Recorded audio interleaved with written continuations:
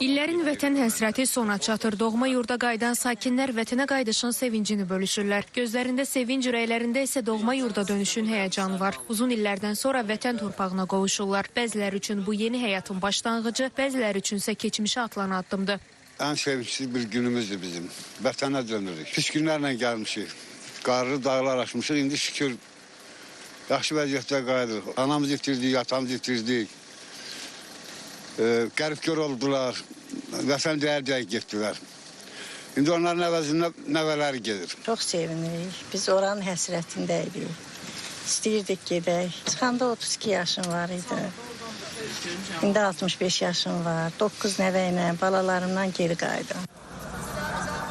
Kəlbəcər şəhərinə çatan sakinlərə evlərinin açarları təqdim olunub.